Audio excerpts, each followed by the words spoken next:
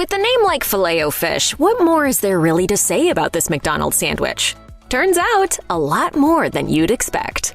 The Filet-O-Fish was McDonald's first non-meat sandwich addition to the menu, and while it has remained a popular menu item for over 50 years, it was created out of necessity by one desperate franchisee. The groundbreaking idea to add a mouth-watering fried fish sandwich to the menu of a burger joint was first introduced by a Cincinnati area franchisee in 1961. His Ohio restaurant was located in an area of the city where over 2/3 of the population were practicing Catholics and didn't eat meat on Fridays.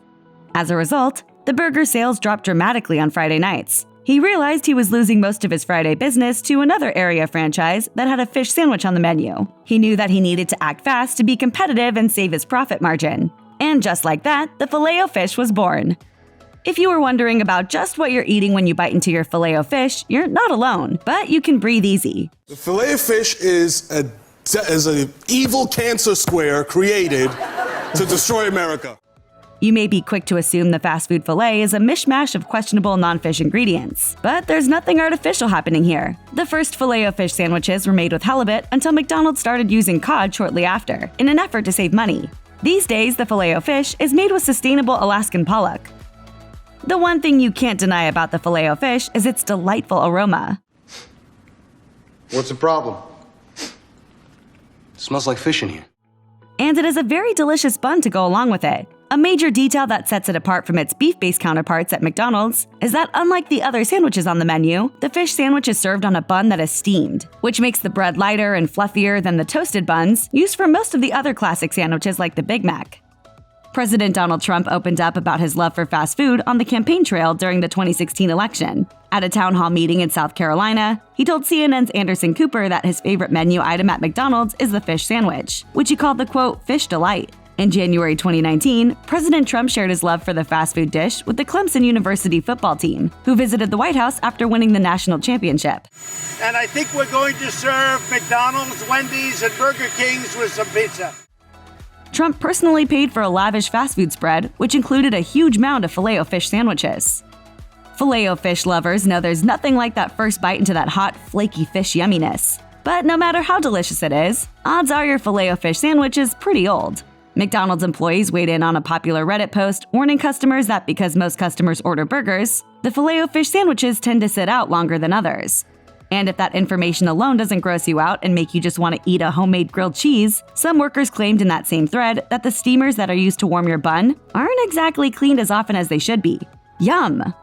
It's true that the fish in McDonald's Filet-O-Fish is sustainably sourced, which is great for the environment and for the biodiversity of our oceans. But how does that impact the taste? Can you really tell a difference in the fact that McDonald's sources its Alaskan pollock sustainably versus some other way? According to a variety of experts and those in the industry, yes. The way your fish is sourced does make a difference in the taste. Seafood brand Tin Can Fish notes that unsustainable fish are often grown on fish farms, fed poor diets, and exposed to less exercise and less extreme weather elements. The result is a fish with less fat and flavor. Sustainably sourced fish, on the other hand, that live in their natural habitat, enjoy a diverse diet and plenty of exercise, which leads to more flavor, more fat, and even more healthy attributes, like fatty acids and minerals. By going with sustainably sourced, wild-caught Alaskan pollock, McDonald's is choosing to take advantage of one of the most abundant and sustainable seafood species in the world. The result is a more flavorful fish fillet that's not only great tasting, but also great for the planet.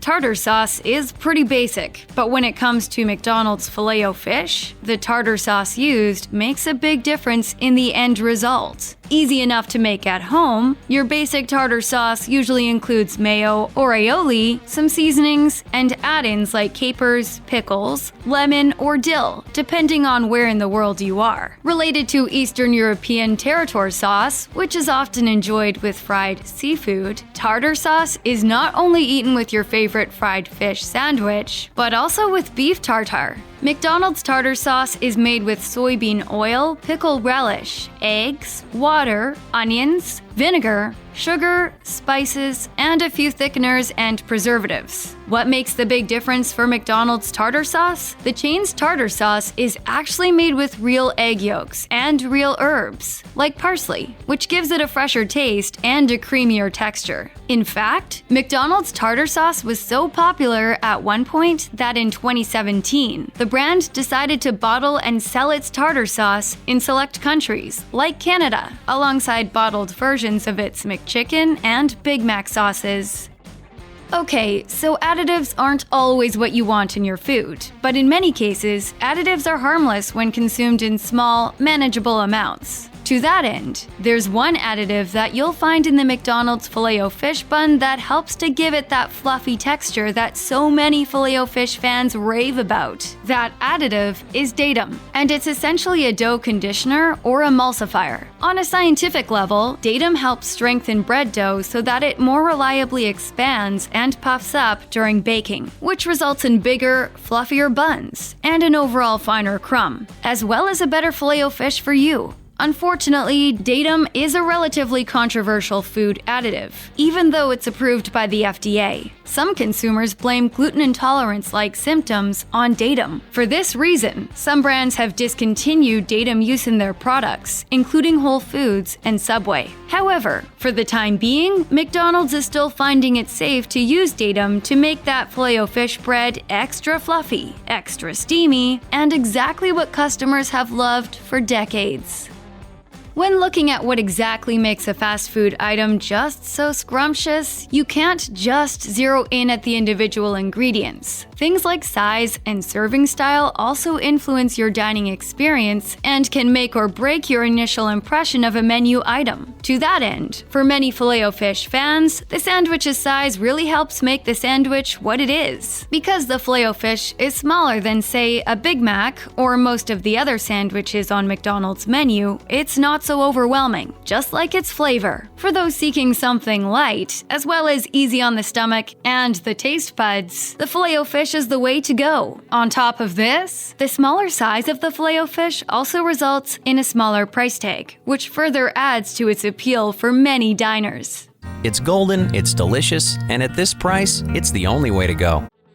Filet-O-Fish aficionados all point out one particular thing that sets the sandwich apart from its brethren. The Filet-O-Fish is not trying to be something that it isn't, and it's not claiming to be fancier than it is. It's simple, plain, and nothing special, and that works in its favor. In an article proudly titled, "I Quit All Meats and Fast Food Except for the Filet-O-Fish," a writer from The Takeout noted, "The Filet-O-Fish takes four bland, largely unappealing components and fuses them together, elevating it into something you're not proud of loving, but is inexplicably addictive." A similar LA Weekly article expressed much of the same sentiment, with the author writing, "The Filet-O-Fish hasn't forgotten what it most essentially is. It's not trying to make you think that eating a fried fish sandwich in your car is the same thing as eating a fried fish sandwich in a restaurant. The Filet-O-Fish is honest and open about what it is: a steamed bun, battered and fried Alaskan pollock, tartar sauce, and processed American cheese. No more, no less." Wow. How many Filet-O-Fishes did you eat? That's over several months, Ryan. There's a reason most kids like fish sticks, but not sushi. The types of fish used for fish sticks and McDonald's Filet-O-Fish, like Alaskan pollock, are generally very, very mild. That makes them appeal to those who can't really stand the stronger tastes of traditional, fresher, or more pungent seafood. As The Takeout explained, the Filet-O-Fish is the gateway drug that turns people on to the wider world of seafood, which is ironic because, delicious as it may be, there's almost no fish-based meal that tastes less like fish. Alaskan pollock is in general known for being mostly inoffensive to those who find seafood, well, gross. Global Seafoods North America even recommends Alaskan pollock as a starter fish for those who want to add more seafood to their diets, but who don't care for the taste.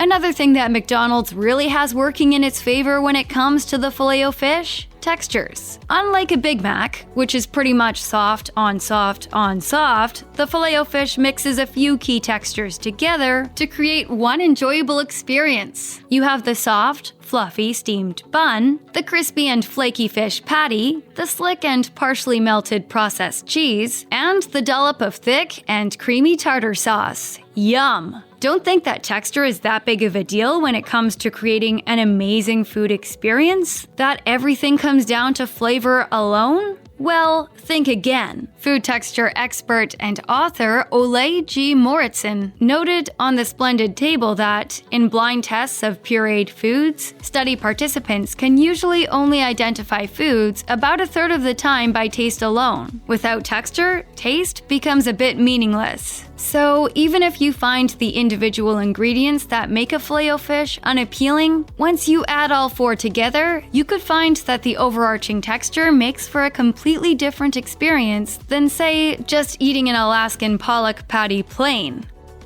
Putting aside the question, why is there cheese on my fish sandwich? An even more pressing question is, why did someone cut the cheese slice on my fish sandwich in half? For years, McDonald's customers have gotten angry when they inspected their Filet-O-Fish sandwiches, mistakenly believing they'd been shorted a full cheese slice. But McDonald's has always provided only half a slice. This is not to save cost, but to save flavor. The full slice of the American cheese would overpower the mild, delicate flavor of the lightly breaded Alaskan pollock patties, McDonald's claims. A larger question, however, may be why anyone is putting cheese on a fish sandwich in the first place. Give me back that Filet-O-Fish. Give me that fish. Give me back that Filet-O-Fish. Give me that fish. Whether you love or hate cheese on your fried fish sandwich, the fact remains that a slice of processed American cheese is going to add calories and fat to your lunch. So if health is a concern, perhaps going halvesies on the cheese is a good thing? According to McDonald's website, the Filet-O-Fish has 380 calories and 18 grams of fat. Other fast food restaurants serving fried fish sandwiches pack a bigger caloric wallop. Culver's North American cod sandwich has 600 calories and 33 grams of fat. Meanwhile, White Castle's cheese top panko sliders, which are small, meaning many people eat more than one, have between 340 and 350 calories, depending upon the type of cheese, and between 22 and 23 grams of fat. Of course, if the calorie count is at the top of your mind, and you want a sandwich with cheese, the Filet-O-Fish option isn't your best bet at McDonald's. After all, a plain cheeseburger has only 300 calories and 13 grams of fat. As CNBC reported, the Filet-O-Fish actually has the most calories per bite, assuming that a single bite equals an ounce. Each mouthful of cheesy fish will cost you 78 calories. That said, each time you sink your teeth into a hamburger, you'd be chewing on just 68.6 calories. The outlet concluded, if you're counting calories, don't just look at the nutritional value. You'll also want to consider how many calories you're getting per bite. Let's say you're not really that concerned about calories. You are eating at McDonald's after all. Even if that's true, you should order the Filet-O-Fish without the cheese. This isn't to save yourself calories or fat grams, because, let's be honest, the fried breading on the fish is what's making this Lent time favorite a dietary indulgence, not that little remnant of American cheese. Rather, McDonald's regulars have reported that the request for a cheese-free Filet-O-Fish will force the fast food joint to make your sandwich fresh. According to the money-saving blog Clark.com, if you are really craving that half slice of cheese, you can instead politely ask the McDonald's employee working behind the counter for a cook-to-order Filet-O-Fish. 2 Filet-O-Fish, please. The sandwich should take about 5 minutes to make, and since you ordered it off the menu, you can rest assured that your Filet-O-Fish will come out hot and fresh. However, you'll only know for certain that they heeded this request if you ask that they omit the cheese, seeing as the sandwiches are pre-assembled with the tartar sauce, cheese, and other toppings already in place.